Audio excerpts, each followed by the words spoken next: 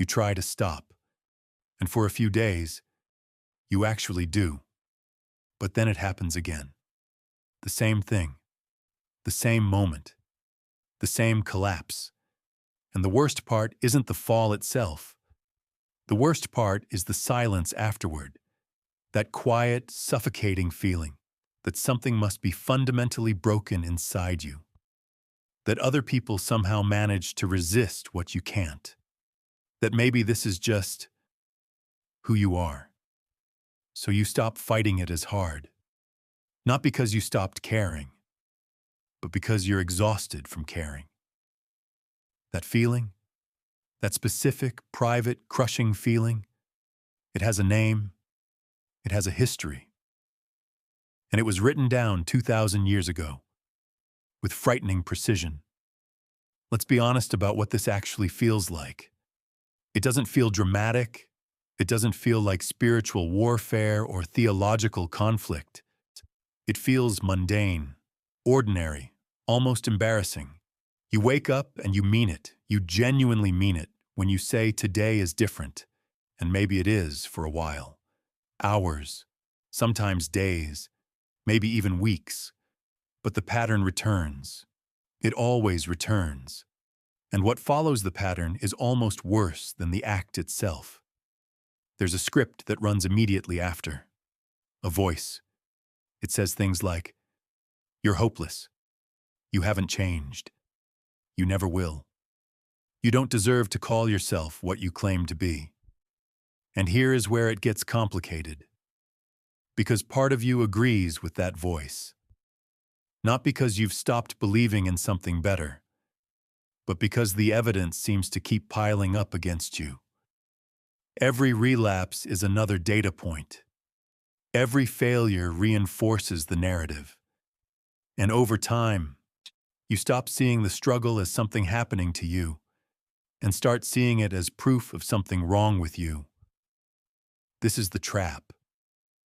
And most people never realize they've stepped into it. The exhaustion isn't just physical. It's the exhaustion of contradicting yourself over and over, of wanting one thing and doing another, of feeling two completely different truths at war inside the same body. You are not indifferent. That's the thing. If you were indifferent, this wouldn't hurt. The fact that it hurts this much means something. But we'll come back to that. Now I want you to pause on something, because most of the internal dialogue we just described, it operates on one foundational assumption. An assumption so embedded in how we think that we rarely examine it. The assumption is this: the fact that you keep returning to the same behavior means something is wrong with you at the core. That the pattern is evidence of deficiency, of weakness, of spiritual failure. But what if that assumption is wrong? Not what if the behavior is okay. It might not be, and you probably already know that. But what if the interpretation of the pattern is wrong? What if what you've been reading as a verdict is actually something else entirely? What if the very thing that causes you so much shame is actually evidence of something the broken person doesn't have? Stay with me, because this is the pivot everything else depends on. There was a man who knew this feeling intimately. Not a man in a monastery, removed from the complexities of ordinary life. Not a theoretical theologian writing from a place of comfortable distance. But a man who had lived with violent intensity, who had been wrong in ways that cost lives, who had been transformed in ways that shook him to his foundation, and who still, even after everything, found himself locked in a private war he couldn't win by willpower alone. His name was Paul, originally Saul of Tarsus. He was educated, rigorously trained, philosophically sophisticated. By any external measure, he was exactly the kind of person who should have had it together. And by his own account, in certain areas, he did. His commitment was real. His understanding was real. His desire to live according to what he believed was completely sincere. And yet, there's a passage he wrote, buried in a letter to the church in Rome, in what we now call the 7th chapter. That doesn't sound like a man who has it together. It doesn't sound triumphant or polished or resolved. It sounds like a person sitting alone at the end of the day, telling the truth. And the truth he tells is one of the most psychologically honest descriptions of human inner conflict ever written. Paul writes, "I do not understand what I do." 5 words. And if you've lived the experience we described earlier, those 5 words land differently than they might anywhere else, because there's something almost shocking about them. This is Paul, one of the most consequential figures in Christian history, and his honest report of his inner life is, "I don't understand myself." He continues, "For what I want to do, I do not do, but what I hate, I do." Read that slowly. What I want to do, I don't do. What I hate, I do. This is not a man describing casual inconsistency. This is not someone talking about occasionally choosing dessert when they're on a diet. This is a man describing a fracture at the level of identity, a split between what he wills and what he does, between the self he aspires to be and the self that keeps showing up instead. And here is what makes this passage so remarkable. He doesn't stop there. He keeps going deeper. "For I do not do the good I want to do, but the evil I do not want to do, this I keep on doing." That phrase, "this I keep on doing," is not a one-time confession.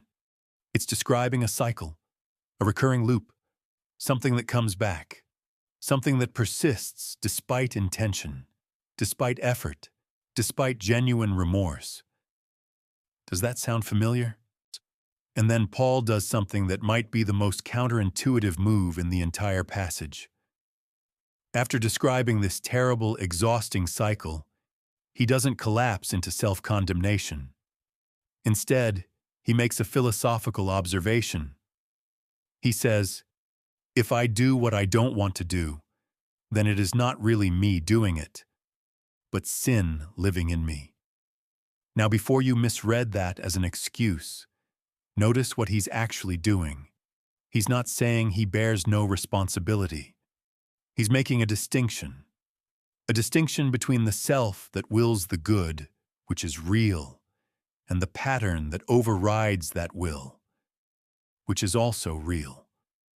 He's saying, there are 2 things operating inside me, and the war between them is not evidence that I've stopped caring. It's evidence that both forces are fully active. Later in the same chapter, he writes, "For in my inner being I delight in God's law." In my inner being. There is a self, a real, genuine self, that loves what is true, what is good, what is holy. And yet that self is not in full control. There is something else, a pattern, a pull, a momentum built up long before the will ever had a chance to intervene. He calls it the law of sin at work within my members. And his conclusion? Raw, almost desperate. "What a wretched man I am! Who will rescue me from this body of death?" This is not a man performing humility.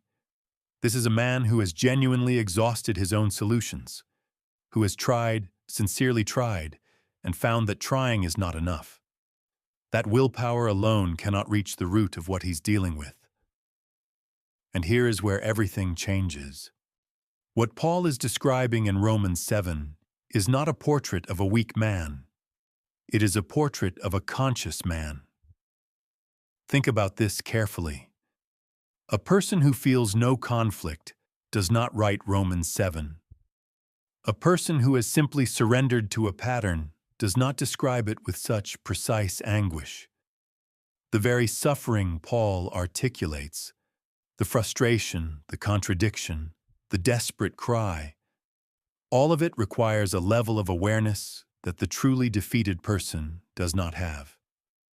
You cannot hate what you do and simultaneously be indifferent to it.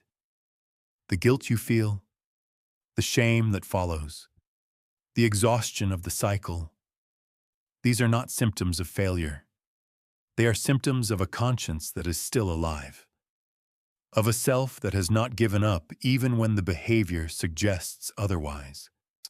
What you have been reading as evidence of your brokenness is actually evidence of your awareness, and awareness is not nothing. Awareness is the only place not neutral. Awareness is the only place from which anything can ever change. The person who feels nothing about their patterns cannot be transformed. Because transformation requires the recognition that something needs transforming. The very discomfort you carry, that specific private weight, is proof that part of you has never accepted the pattern as acceptable. That part is not your enemy. That part is not naive or self-deceived. That part is telling you the truth. Modern psychology has spent decades trying to understand why people repeat behaviors they consciously want to stop. And what it keeps finding is that behavior is not primarily driven by conscious decision. It's driven by patterns encoded far below the level of deliberate thought, by responses that were reinforced before you had language to describe them, by emotional grooves worn so deep that the stimulus response happens faster than reflection ever can. Neuroscientists call this automaticity. The behavior fires before the conscious self can intercept it, not because the conscious self is weak, but because the pattern operates on a different track entirely. Paul didn't have the vocabulary of neuroscience, but he had something more immediate, his own direct experience, and what he described, wanting one thing, doing another, the will dissociated from the action, maps with startling accuracy onto what we now understand about habit formation, identity conflict, and the architecture of self-regulation. The pattern Paul calls sin living in me is not supernatural mythology. It's a description of something psychologically real, the existence of automated, deeply embedded behavioral loops that run beneath the level of intention. And here's the critical insight that both Paul and modern science agree on, approaching it from completely different directions. You cannot think your way out of a pattern, not because you're not smart enough, not because you haven't tried hard enough, but because the pattern doesn't live where thinking lives. It lives somewhere older, somewhere deeper, somewhere that logic and willpower and good intentions cannot directly reach. This is why Paul's cry isn't, "I need to try harder." His cry is, "Who will rescue me?" It's the cry of someone who has recognized that the solution must come from outside the system that created the problem, that something external to the cycle has to intervene. Because the cycle, left to itself, is self-perpetuating. This is not pessimism. This is precision. Maybe this is your experience. Maybe you've been carrying something for years, something that cycles back, that you've confessed, prayed about, cried over, promised to stop, and returned to more times than you want to count. And maybe the heaviest part isn't the behavior itself, it's the interpretation you've put on it. That you must not really believe what you say you believe. That you must not really want change as much as you claim. That a person who truly meant it would be further along by now. But look at who Paul was when he wrote Romans 7. This wasn't a new believer fresh from confusion. This was a man who had been transformed by an encounter so powerful it left him blind for 3 days. A man who had planted churches, faced imprisonment, endured beatings, traveled thousands of miles in service to something he was utterly convinced of. And he still wrote, "I do not understand what I do." He still wrote, "What I want to do, I don't do." If Paul's transformation, genuine, documented, world-changing, did not erase this internal conflict, then the presence of this conflict in your life is not proof that your transformation hasn't happened. It might be proof that it has, because the conflict requires two sides, the old pattern and the self that can no longer fully accept it. So why does the pattern keep returning, even in people who sincerely want freedom from it? 3 reasons, and all 3 matter. The first is momentum. Patterns have a life that precedes your awareness of them. By the time you're old enough to identify something as a problem, it's already been running for years. The neural pathway is deep. The emotional reward, even a negative reward, is familiar. And the brain, for all its power, treats familiarity as safety. It returns to the known even when the known is destructive. The second is incomplete replacement. Most attempts at breaking a pattern focus entirely on stopping the behavior. But stopping is only half of the equation. The pattern exists because it serves a function, even if it's a function you'd rather not admit. It numbs something. It fills a silence. It manages attention. When you remove the behavior without addressing the function it served, the pressure doesn't disappear. It waits. And when the moment of weakness arrives, which it always does, it routes itself through the original channel, because nothing else was built in its place. The third is identity attachment. This may be the most subtle and the most powerful. Over time, repeated behavior becomes self-definition. You don't just do the thing. You become someone who does that thing. And the identity holds the behavior in place even when the behavior itself has lost its appeal. Because the identity is more familiar than the alternative. The self you'd have to become to be fully free, that self is unknown. And unknown, even when better, feels like danger. This is why Paul doesn't just describe a behavioral problem. He describes a war inside the self. A conflict not just between actions, but between 2 versions of who he is. The resolution of that war is not a matter of trying harder at the behavioral level. It requires transformation at the level of identity, which is, incidentally, exactly what Paul says the Spirit of God accomplishes. Not editing the external behavior, renewing the mind from the inside. I'm not going to tell you that this is simple, that prayer will fix it tonight, that the right verse, repeated enough times, will rewire decades of patterning. I don't believe in those answers, and I don't think you do either. But here is what I do believe. The fact that you are watching something like this, that you searched for it, or stayed when you found it, says something. It says the part of you that Paul called the inner being that delights in what is good is still active, still looking, still refusing to fully accept the pattern as final. That refusal is not nothing. That refusal is the beginning of everything. Awareness precedes change, not as a formula, not as a guarantee, but as a simple and unavoidable sequence. You cannot move toward something you have not yet seen. You cannot grieve something you haven't identified as lost. You cannot begin a transformation you don't know you need. The struggle Paul describes in Romans 7 is not the end of the story.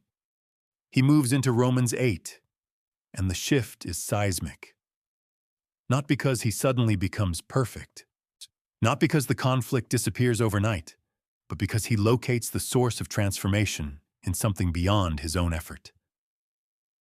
There is therefore now no condemnation for those who are in Christ Jesus.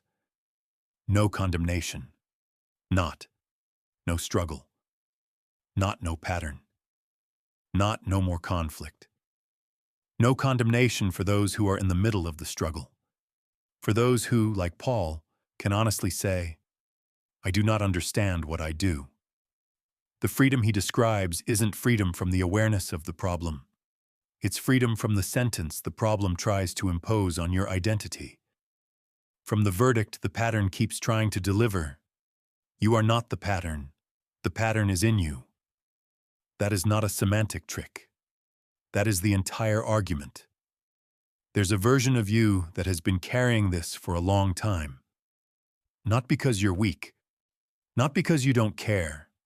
Not because your faith is insufficient, or your willpower is deficient, or your heart is beyond reach, but because you are human. Specifically and precisely human in exactly the way Paul described, aware enough to grieve what you do, sincere enough to keep wanting something different, alive enough to feel the war.